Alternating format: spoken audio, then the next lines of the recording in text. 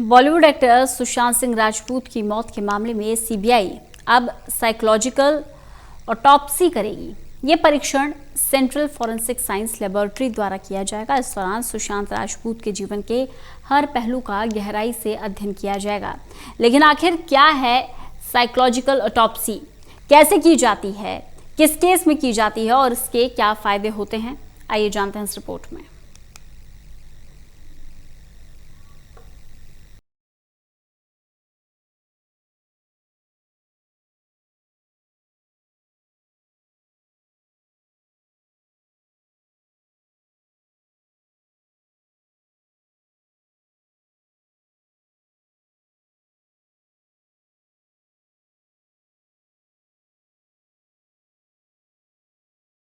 Sushant Singh Rajput suicide case उलझता ही जा रहा है। सुसाइड को 2 महीने से ज्यादा वक्त बीत चुका है, लेकिन अब तक पुलिस के हाथ खाली है।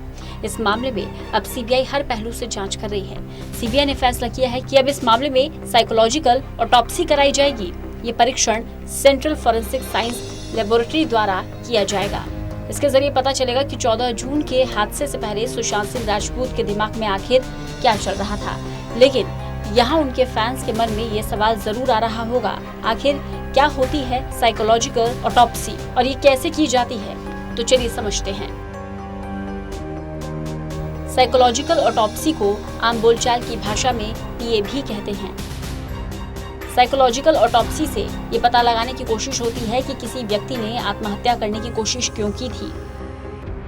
इसमें मरने वाले के मेडिकल रिकॉर्ड्स, उसके दोस्तों और परिवारों से बातचीत कर यह शोध किया जाता है कि मरने से पहले व्यक्ति की मानसिक स्थिति क्या थी।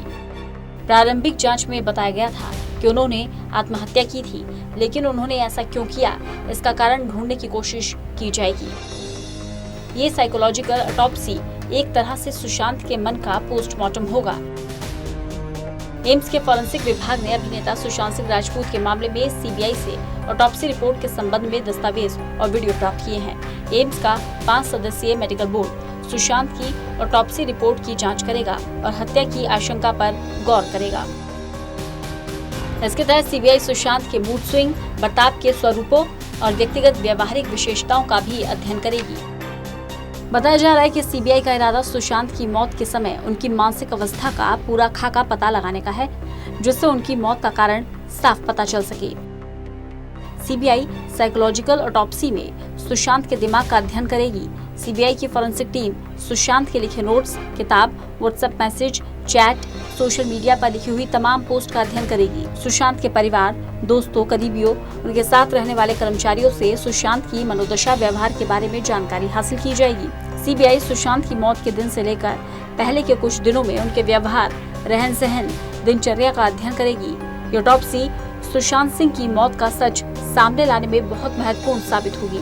सीबीआई की फॉरेंसिक टीम एक तरह से सुशांत के दिमाग का पोस्टमार्टम करेगी। सुशांत के जीवन में उनकी गर्लफ्रेंड रिया चक्रवर्ती की भूमिका कई सवालों के घेरे में है। इन्हीं सब बातों से सीबीआई को इस तरह का फैसला लेना पड़ा। आत्महत्या के मामलों में साइकोलॉजिकल ऑटोप्सी को बहुत अहम उन हालातों में माना जाता है जब मरने वाले के बारे में किसी को भी अंदाजा ना हो कि वह आत्महत्या जैसा कदम उठा सकता है।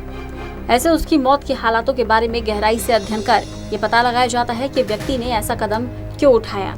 आमतौर पर आत्महत्या करने वाले लोग आसपास या मनोचिकित्सकों को जाने अनजाने में इशारा दे देते हैं कि वह आत्महत्या की कोशिश करने वाले हैं, लेकिन जिनके बारे में कुछ भी अंदाजा ना लगा हो, ऐसे में साइकोलॉजिकल ऑटोप्सी एक विकल्प हो जाता है। इस तरह की विशेष जांच प्रक्रिया भारत में तीसरी बार अपनाई जा रही है। इससे पहले सुनंदा पुष्कर मामले में और दिल्ली के बुराड़ी में पूरे परिवार की आत्महत्या के मामले में जांच ऐसे ही की गई थी। बीते सोमवार को कपूर हॉस्पिटल के डॉक्टर्स द्वारा कुछ नई जानकारियां सीबीआई को सौंपी गई हैं। आपको बता दें कि कपूर हॉस्पिटल में ही सुशांत की पिछली ऑटोप्सी और बाकी मेडिकल रिपोर्ट्स बनाई गई थी। सुशांत की साइकोलॉजिकल ऑटोप्सी यानी कि ब्रेन का पोस्टमार्टम किए जाने से उनके बारे में कई महत्वपूर्ण पहलू सामने आ जाएंगे, जो कि जरूरी है। Special desk, total news.